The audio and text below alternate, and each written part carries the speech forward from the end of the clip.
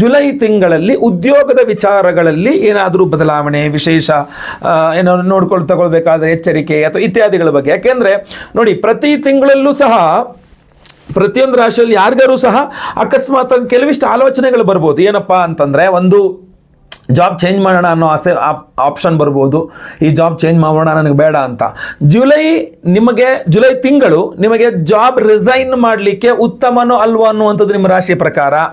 ಅಥವಾ ಜುಲೈ ತಿಂಗಳಲ್ಲಿ ನೀವು ರಿಸೈನ್ ಮಾಡಬಹುದಾ, ಇನ್ನೊಂದು ಜಾಬ್ ಸಿಗುತ್ತಾ, ಏನು ಎತ್ತ, ಈ ಥರದ್ದೆಲ್ಲ ವಿಚಾರಗಳನ್ನು ತಿಳ್ಕೊಂಡ್ರೆ ನಿಮ್ಗೊಂದು ಸ್ವಲ್ಪ ಅನುಕೂಲ ಆಗುತ್ತೆ ಅಂತ. ಕೆಲವರು ಜಾಬ್ ರಿಸೈನ್ ಮಾಡಿಬಿಡ್ತಾರೆ, ಮುಂದೇನು ಎತ್ತ ಏನೂ ಇಲ್ಲ, ಕ್ವಶನ್ ಮಾರ್ಕ್ ಆಗಿದ್ದು ಬಿಡುತ್ತೆ. ಸೊ ಅದರಿಂದ ಆಮೇಲೆ ಯಾವುದೋ ಒಂದು ವೈಯಕ್ತಿಕ ಜಾತಕ ಕನ್ಸಲ್ಟೇಷನ್ ತೊಗೊಂತಾರೆ. ಗುರುಗಳೇ, ಜಾಬ್ ರಿಸೈನ್ ಮಾಡಿಬಿಟ್ಟಿದ್ದೀನಿ, ಈಗ ಏನು ಮಾಡಬೇಕು ಅಂತ ಗೊತ್ತಾಗ್ತಾ ಇಲ್ಲ ಗುರುಗಳೇ. ಸೊ ನನಗೆ ಎಲ್ಲೂ ಕಡೆ ಕೆಲಸ ಸಿಗ್ತಾ ಇಲ್ಲ, ನಾನು ಅನ್ಕೊಂಡ ಕಡೆ ಕೆಲಸ ಸಿಗ್ತಾ ಇಲ್ಲ, ಯಾವುದೋ ಫ್ರೆಂಡ್ ಕೆಲಸ ಕೊಡಿಸ್ತೀನಿ ಅಂದ ಸಿಗಲಿ, ಇವ ನೋಡ್ರೆ ಅವನು ಫೋನ್ ಎತ್ತಾ ಇಲ್ಲ, ಅಥವಾ ನಾನು ಏನೋ ಒಂದು ರೀಸನ್ ಅಪ್ಪ ಒಟ್ಟು ಆಗಲಿಲ್ಲ ಅಂತ ಆವಾಗ ಟೆನ್ಷನ್ ಮಾಡ್ಕೊಳ್ಳೋದು. ಸೊ ಅದರಿಂದ ನಿಮ್ಮ ರಾಶಿ ಪ್ರಕಾರ ನೀವು ಜಾಬ್ ರಿಸೈನ್ ಮಾಡಬಹುದಾ, ಮಾಡಬಾರ್ದಾ, ಪ್ರಮೋಷನ್ ಕೇಳಬಹುದಾ, ಕೇಳಬಾರ್ದಾ, ಟ್ರಾನ್ಸ್ಫರ್ ಕೇಳಬಹುದಾ, ಕೇಳಬಾರ್ದಾ, ಸ್ಯಾಲ್ರಿ ಹೈಕ್ ಸಿಗುತ್ತಾ, ಸಿಗಲ್ವಾ, ಅಥವಾ ಉದ್ಯೋಗದ ವಾತಾವರಣ ಆಫೀಸಲ್ಲಿ ನೆಮ್ಮದಿಯಾಗಿ ನಿಮ್ಮ ಕೆಲಸ ನೀವು ಮಾಡ್ಕೊಳ್ಬಹುದಾ, ಅಥವಾ ಉಗ್ರವಾಗಿರುತ್ತಾ ವಾತಾವರಣ, ಈ ತರಹದ ಕೆಲವಿಷ್ಟು ವಿಚಾರಗಳನ್ನು ನಿಮ್ಮ ರಾಶ್ಯಾಧಾರಿತವಾಗಿ ಕೂಡ ಒಂದು ಸ್ವಲ್ಪ ಹೊತ್ತು ಚರ್ಚೆ ಮಾಡೋಣ ಅಂತ ಹೇಳಿ. ಸೊ ದಯವಿಟ್ಟು ವಿಡಿಯೋನ ನೀವು ಲೈಕ್ ಮಾಡ್ಲಿಕ್ಕೆ ಮರಿಬೇಡಿ. ವಾಟ್ಸಪ್, ಫೇಸ್ಬುಕ್, ಮೆಸೆಂಜರ್, ಟೆಲಿಗ್ರಾಮ್ ಎಲ್ಲ ಕಡೆ ಸಾಮಾಜಿಕ ಜಾಲತಾಣಗಳಲ್ಲಿ ಈ ಪರ್ಟಿಕ್ಯುಲರ್ ವಿಡಿಯೋನ ಶೇರ್ ಮಾಡಲಿಕ್ಕೆ ಮರಿಬೇಡಿ. ಪ್ರತಿಯೊಬ್ಬರಿಗೂ ಸಹ ಈ ವಿಡಿಯೋ ಶೇರ್ ಆಗಲಿ. ಸೊ ಉದ್ಯೋಗ ಎಲ್ಲರೂ ಮಾಡ್ತಿರ್ತಾರಲ್ಲ, ಸ್ವಾಮಿ, ಚಿಕ್ಕದಾಗಲಿ ದೊಡ್ಡದಾಗಲಿ, ಅವರವರ ಉದ್ಯೋಗದ ವಿಚಾರಗಳು ಯಾವ ರೀತಿಯಲ್ಲಿ ಇರಲಿದೆ ಅನ್ನುವಂಥದ್ದನ್ನು ನೋಡ್ಕೊಳ್ಳೋಣ. ನೋಡಿ, ಬಹಳ ಪ್ರಮುಖವಾಗಿ ನೀವು ಪ್ರತಿಯೊಂದು ರಾಶಿಯವರು ನಿಮ್ಮ ರಾಶಿಗಿಂತ 10ನೇ ಮನೆಯ ಅಧಿಪತಿಯನ್ನು ಬಹಳ ಪ್ರಮುಖವಾಗಿ ಉದ್ಯೋಗಾದಿ ವಿಚಾರಗಳಲ್ಲಿ ನೋಡಬೇಕು. ಅದನ್ನು ಹೊರತುಪಡಿಸಿ ರವಿಗ್ರಹದ ಸಂಚಾರವನ್ನು ವಿಶೇಷವಾಗಿ ಗಮನದಲ್ಲಿಟ್ಕೊಂಡು ನೋಡಬೇಕಾಗತ್ತೆ. ಇದು 2 ಪಾಯಿಂಟ್ಸ್ ಬಹಳ ಇಂಪಾರ್ಟೆಂಟ್ ಆಗಿ ನೋಡ್ಕೋಬೇಕು. ಯಾವುದೇ ರಾಶಿಯವರಾಗಿರಲಿ, ನಿಮ್ಮ ರಾಶಿಗಿಂತ 10ನೇ ಮನೆಯ ರಾಶಿಯ ಅಧಿಪತಿ, ಎರಡನೇದಾಗಿ ರವಿಗ್ರಹದ ಸಂಚಾರ. ಇದನ್ನು ಹೊರತುಪಡಿಸಿ ನಿಮ್ಮ ರಾಶಿಗಿಂತ 10ನೇ ರಾಶಿಯಲ್ಲಿ ಯಾವುದಾದ್ರು ಗ್ರಹ ಇದೆಯಾ, ಅಥವಾ ಆ ರಾಶಿಗೆ ಯಾವುದಾದ್ರು ಗ್ರಹದ ದೃಷ್ಟಿ ಇದೆಯಾ, ಈ ಥರ ಒಂದು ಸನ್ನಿವೇಶಗಳು ಬಹಳ, ಈ 3 ವಿಚಾರಗಳು ಬಹಳ ಇಂಪಾರ್ಟೆಂಟ್ ಆಗಿರುತ್ತೆ. ಅಂದರೆ ಜಾಬ್ ರಿಲೇಟೆಡ್ ಆಗಿ ನೋಡಬೇಕಾದ್ರೆ ನಂದು ಹೆಂಗಿರುತ್ತೆ ಇದು ಹೇಳ್ತಿರೋದು ನಿಮಗೆ ಪಾಠ ಮಾಡ್ದಂಗೆ ಇದೆ. ನಾನು ಜ್ಯೋತಿಷ್ಯ ಪಾಠ ಮಾಡ್ದಂಗೆ ಮಾಡ್ತಾ ಇದ್ದೀನಿ ನಿಮಗೆ. ತುಂಬ ಸಿಂಪಲ್ಲು. ಪ್ರತಿಯೊಂದು ರಾಶಿಯವರು ಅವರ ರಾಶಿಗಿಂತ 10ನೇ ಮನೆಯ ಅಧಿಪತಿ ಹಾಗೂ ರವಿಗ್ರಹ, ಮೂರನೇದಾಗಿ 10ನೇ ಮನೆಗೆ ಯಾವುದಾದ್ರು ಗ್ರಹಗಳ ದೃಷ್ಟಿ, ಅಥವಾ 10ನೇ ಮನೆಯಲ್ಲಿ ಯಾವ್ದಾದ್ರು ಗ್ರಹ ಇದೆಯಾ, ಈ ಥರ 10ನೇ ಮನೆಯ ಮೇಲೆ ಬೇರೆ ಗ್ರಹಗಳ ದೃಷ್ಟಿ, ಇದನ್ನೆಲ್ಲ ಇಂಪಾರ್ಟೆಂಟ್ ಆಗಿ ನೋಡಿಕೊಂಡ್ರೆ ಆ ಪರ್ಟಿಕ್ಯುಲರ್ ತಿಂಗಳು, ಜುಲೈ ತಿಂಗಳು ಅಂತಂದ್ರೆ ಜುಲೈ ತಿಂಗಳಲ್ಲಿ ಹೆಂಗಿರುತ್ತೆ ಉದ್ಯೋಗ, ನಾನು ರಿಸೈನ್ ಮಾಡ್ಬೋದಾ, ಮಾಡಬಾರ್ದು, ಇದಿಷ್ಟು ಕೆಲವಿಷ್ಟು ಇಂಪಾರ್ಟೆಂಟ್ ಆಗಿರುತ್ತೆ. ಕೆಲವಿಷ್ಟು ದೀರ್ಘಕಾಲಿಕವಾಗಿ ಯೋಚನೆ ಮಾಡಬೇಕಾದ ವಿಚಾರಗಳಿರುತ್ತೆ. ಅಂದರೆ ಉದಾಹರಣೆ, ನೀವು 7.5 ಇರ್ತೀರಾ, ಪಂಚಮ ಶನಿ, ಅಷ್ಟಮ ಶನಿ, ಅರ್ಧಾಷ್ಟಮ ಶನಿ, ಈ ಥರ ಇರ್ತೀರಾ. ಈಗ ನಿಮಗೆ ಧನುರಾಶಿಯವರಿಗೆ ಅರ್ಧಾಷ್ಟಮ ಶನಿ, ವೃಶ್ಚಿಕ ರಾಶಿಯವರಿಗೆ ಪಂಚಮ ಶನಿ, ಆಮೇಲೆ ಕುಂಭ, ಮೀನ, ಮೇಷರಾಶಿಯವರಿಗೆ 7.5 ನಡೀತಾ ಇದೆ. ಸೊ ಇಂಥದ್ದೆಲ್ಲ ವಿಚಾರಗಳಿದ್ದಾಗ ಸ್ವಲ್ಪ ಡಿಫ್ರೆಂಟ್ ಆಗಿರುತ್ತೆ ಆ್ಯಂಗಲ್ಗಳು. ಸೊ ಅದನ್ನು ಬಹಳ ಇಂಪಾರ್ಟೆಂಟ್ ಆಗಿ ನೀವು ಗಮನಿಸಬೇಕಾಗತ್ತೆ. ಸೊ ಹಲವಾರು ಆಸ್ಪೆಕ್ಟ್ಸ್ ಇರುತ್ತೆ ಆನ್ ಎ ಲಾಂಗ್ ಟರ್ಮಲ್ಲಿ ಯೋಚನೆ ಮಾಡುವಂಥದ್ದು.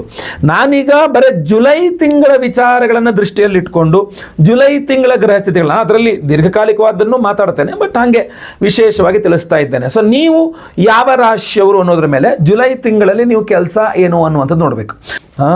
ಇನ್ನು ಮಕರ ರಾಶಿಯವರು ಬಂದ ತಕ್ಷಣ ಮತ್ತೆ ಸಿನಾರಿಯೋ ಚೇಂಜ್. ಮಕರ ರಾಶಿಯವರಿಗೆ ಕರ್ಮಾಧಿಪತಿ ಯಾರು?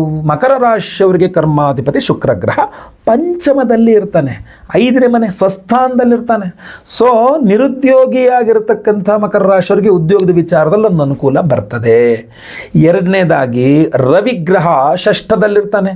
ಷಷ್ಠದ ರವಿ ಶುಭ ಫಲಗಳನ್ನು ಕೊಡಬೇಕು. ನಿಮಗೆ ಗುರುಬಲ ಇಲ್ಲ, ಬಟ್ ಆದರೂ ಕೂಡ ನಾನು ಹೇಳ್ತಾ ಇರ್ತಕ್ಕಂಥದ್ದು ಶುಕ್ರನ ಬಲದಿಂದ, ಶುಕ್ರನ ಅನುಗ್ರಹದಿಂದ ಎಲ್ಲೋ ಒಂದು ಕಡೆ ನಿಮಗೆ ಕೆಲಸ ಸಿಗ್ಬೋದು, ಆಯಿತಾ. ಅದರಲ್ಲೂ ವಿಶೇಷವಾಗಿ ಫಿನಾನ್ಸ್ ಫೀಲ್ಡಲ್ಲಿರ್ತಕ್ಕಂಥವ್ರಿಗೆ, ಬ್ಯಾಂಕ್, ಫಿನಾನ್ಸ್, ಆ ಥರ ಮಾರ್ಕೆಟ್ಸು ಈ ಥರದಿರ್ತಕ್ಕಂಥವ್ರಿಗೆಲ್ಲ ಸ್ವಲ್ಪ ಚೆನ್ನಾಗಿರ್ತದೆ. ಏನಪ್ಪ ಅಂತಂದರೆ ನೀವು ಆರೋಗ್ಯವನ್ನು ಹಾಳು ಮಾಡಿಕೊಳ್ಳುವ ಸಾಧ್ಯತೆ ಜಾಸ್ತಿ ಇರ್ತದೆ. ಇಲ್ಲಿ ಮಕರ ರಾಶಿಯವರಿಗೆ ಒಂದೇ ಒಂದು ಸಮಸ್ಯೆ ಏನಪ್ಪ ಅಂದರೆ 8ನೇ ಮನೆಯಲ್ಲಿರ್ತಕ್ಕಂತಹ ಕುಜ ಹಾಗೂ ಕೇತುವಿನ ಯುತಿ. ಅದರಿಂದಾಗಿ ಏನಾಗ್ಬಿಡುತ್ತೆ, ನೀವೇ ಆರೋಗ್ಯ ಹಾಳಾಗಿರೋದ್ರಿಂದ ಇಲ್ಲೇ ಇದೆ ಸರ್ ಉದ್ಯೋಗ, ನಂಗೆ ಹೋಗೋಕ್ಕಾಗ್ತಾ ಇಲ್ಲ ಅನ್ನೋ ರೀತಿಯಲ್ಲಿ ಆಗ್ಬೋದು. ನೀವು ಉದ್ಯೋಗ ಒಂದು ಹಾಳು ಮಾಡ್ಕೊಳ್ಳಿಲ್ಲ ಅಂದರೆ, ಅಥವಾ ವಿವಾಹಿತ ಮಕರ ರಾಶಿಯ ಸ್ತ್ರೀಯರು ಯಜಮಾನರ ಆರೋಗ್ಯ ಗಟ್ಟಿ ಇದೆ, ಸರಿ ಇದೆ, ಯಜಮಾನರ ಜೊತೆಗೆ ನಿಮ್ಗೆ ಏನೂ ಸಮಸ್ಯೆ ಇಲ್ಲ ಅಂತಂದರೆ, ಈ ಥರದ್ದೆಲ್ಲ ಹೇಳ್ತಿರೋದು ಕ್ಲಾಸ್ಗಳು ಆವಾಗ ಮಾತ್ರ ನಿಮಗೆ ಚೆನ್ನಾಗಿದೆ ಅಂತ ಉದ್ಯೋಗದ ವಿಚಾರ. ಇಲ್ಲ ಅಂದರೆ ಮತ್ತೆ ಪುನಃ ಹಂಗು ಹಿಂಗು ಸ್ವಲ್ಪ ಸಮಸ್ಯೆಗಳಿದೆ. ಇನ್ನು ಹಣಕಾಸಿನ ವಿಚಾರ ಮಾತಾಡ್ತೀರಾ, ಅವರು ಒಂಥರ ಮಕರ ರಾಶಿಯವರಿಗೆ ಸ್ಯಾಲ್ರಿ ಹೈಕ್ ಬೇಕು ಅಂತಂದರೆ ಸುಮ್ಮನೆ ಮೂಗಿನ ತುದಿಗೆ ತುಪ್ಪ ಸವರಿದ್ರು ಅನ್ನೋಂಗೆ ಆಗ್ಬಿಡುತ್ತೆ. ಅದನ್ನು ನಾಲ್ಗೆಗೆ ಸಿಗಲ್ಲ ಘಮ ತುಪ್ಪ ಅನ್ನೋ ಥರ. ಆ ಥರ ನಿಮ್ಗೊಂದು ಟಾರ್ಗೆಟ್ ಕೊಟ್ಬಿಟ್ಟು, ಮಾಡೋಕ್ಕಾಗದಿರೋ ಟಾರ್ಗೆಟ್ ಕೊಟ್ಬಿಟ್ಟು ನಿಮಗೆ ಸ್ಯಾಲ್ರಿ ಹೈಕ್ ಅದು ಮಾಡ್ಬಿಡಪ್ಪ ತಗೊಂಡು ನಿನಗೆ ಅಂತ. ಅದು ಮಾಡೋಕ್ಕಾಗೋದಿಲ್ಲ, ಎಲ್ಲರಿಗೂ ಗೊತ್ತು. ಸುಮ್ಮನೆ ಕೂತ್ಕೊಂಡು ನೀವು ಮಾಡಬೇಕಾಗತ್ತೆ ಕೆಲಸ, ನಿಮ್ಮ ಪಾಡಿನ ಕೆಲಸ. ಅದು ಕೈಗೆಟಕದೇ ಇರತಕ್ಕಂಥ ಮಾವಿನ ಹಣ್ಣು ಆಗ್ಬಿಡತ್ತದು. ಅದರಿಂದ ಸ್ಯಾಲ್ರಿ ಹೈಕ್ ವಿಚಾರಗಳು ಹಂಗೇನೆ. ಇನ್ನು ಜಾಬಲ್ಲಿ ಪ್ರಮೋಷನ್ ವಿಚಾರ ಹೇಳಿ ಅಥವಾ ನಿರುದ್ಯೋಗಿಗಳಿಗೆ ಉದ್ಯೋಗ ಸಿಗುವಂಥದ್ದು ಹೇಳಿ, ಇಂಥದ್ದೆಲ್ಲ ಸ್ವಲ್ಪ ಓಕೆ ಚೆನ್ನಾಗಿರ್ತದೆ. ಈಗ ಶುಕ್ರ ಚೆನ್ನಾಗಿದ್ದಾನೆ, ಅದರಿಂದಾಗಿ ಸ್ಯಾಲ್ರಿ ಹೈಕು ನಿಮಗೆ ಹೇಳ್ಬೋದು. ಬಟ್ ನೀವು ಅನ್ಕಂಡು ಲೆವೆಲ್ಗೆ ಇಲ್ಲದೆ ಇರ್ಬೋದು ಅಂತ, ಸಿಗದೆ ಇರ್ಬೋದು. ನೀವು 20% ಎಕ್ಸ್ಪೆಕ್ಟ್ ಮಾಡಿದ್ರೆ 10, 5 ಅದು ನಿಮಗೆ ಅದು ಬರೋದು ಏನಕ್ಕೂ ಇಲ್ಲ, ಮನೆ ಬಾಡಿಗೆಗೂ ಆಗಲ್ಲ ಅನ್ನೋ ಥರ ಪ್ರಯೋಜನ ಇಲ್ದಂಗೆ ಆಗುತ್ತೆ ಅಂತ. ಅದೇ ಸ್ವಲ್ಪ ವೈಯಕ್ತಿಕ ಜಾತಕವನ್ನು ಒಂದು ಪರಿಶೀಲನೆ ಮಾಡಿಸ್ಕೊಂಡು ನೀವು ಮುಂದಿನ ನಿರ್ಧಾರಗಳು ತೆಗೆದುಕೊಳ್ತಕ್ಕಂಥದ್ದು ಉತ್ತಮ ನನ್ನ ಪ್ರಕಾರ. ಯಾಕೆಂದರೆ ಒಂದು ಚೂರು ವ್ಯತ್ಯಾಸ ಆದರೂ ಕೂಡ ಪಾಸಿಟಿವ್ ಇದ್ದರೆ ಪಾಸಿಟಿವ್ ಖಂಡಿತವಾಗಿ ಆಗಲಿ ಅಂತ.